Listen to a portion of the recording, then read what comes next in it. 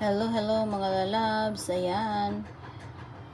Ito po yung lulutuin ko ngayon. Kalabasa, sitaw, with pork po. Ayan. Kasi ito po yung request po ng aking anak na lulutuin ko po for our dinner. Ayan.